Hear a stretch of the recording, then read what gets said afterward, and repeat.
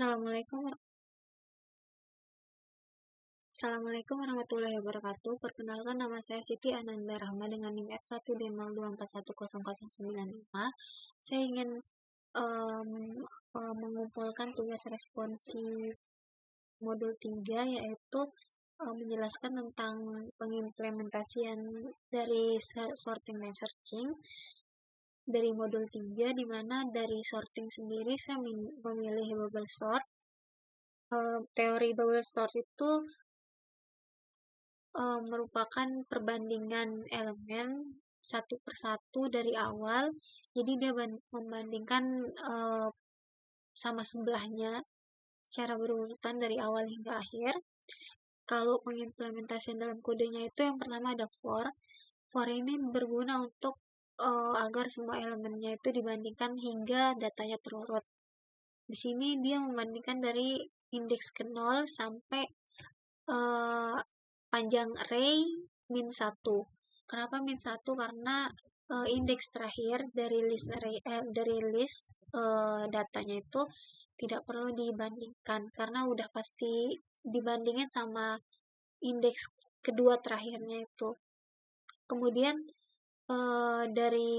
kemudian setelah itu ada for lagi sebagai perulangan, di mana dia ini juga sama sampai panjang array min 1, tapi dia min i juga karena indeks terakhir yang akhir-akhir itu karena sudah beberapa kali mengalami sorting, jadi otomatis indeks terakhir itu udah angka yang terbesar, jadinya tidak perlu lagi dilakukan perbandingan karena udah posisinya udah tepat.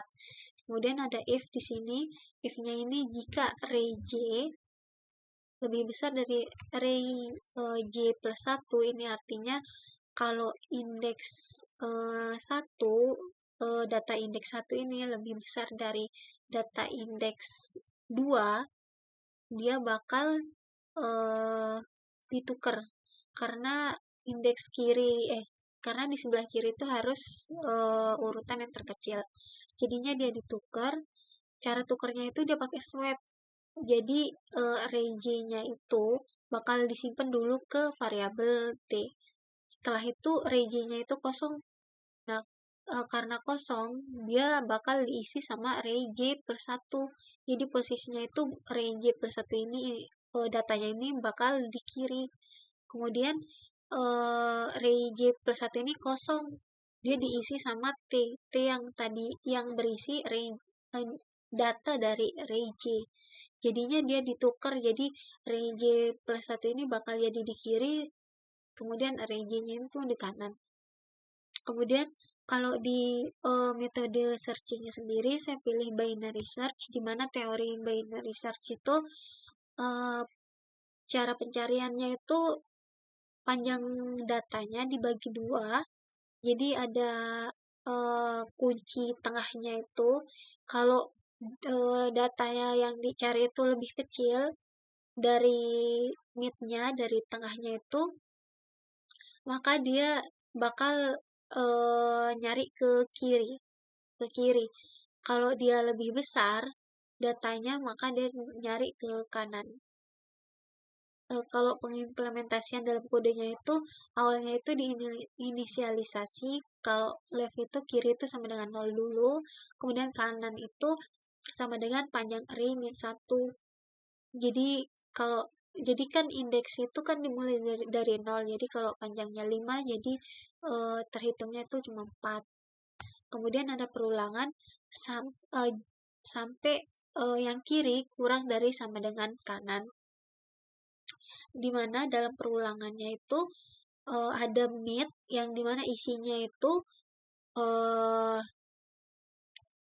data kiri plus data kanan atau nilai kiri plus nilai kanan dibagi 2.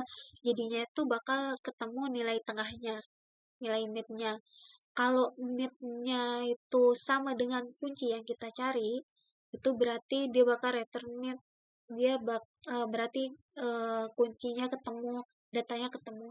Tapi kalau mid-nya itu kurang dari kunci, berarti dia bakal nyari ke kanan karena kan misalnya mid-nya itu 3 tapi kuncinya itu 4, jadinya dia bakal nyari ke kanan. Jadinya itu kirinya itu bakal jadi mid plus 1. Itu apa namanya itu? Indeks datanya. Kemudian kalau dia mid-nya itu lebih besar dari kunci, misalnya mid-nya itu 4 terus kuncinya itu 2, dia lebih besar jadinya dia bakal nyari ke kiri. Jadinya nilai kanannya itu bakal mid min 1. Kemudian kalau datanya tidak ditemukan, tidak memenuhi if else ini semuanya, dia bakal return 1, dia bakal mengembalikan kayak eh, kayak data tidak ditemukan gitu. Sekian penjelasan modul 3 mengenai sorting dan searching. Wassalamualaikum warahmatullahi wabarakatuh.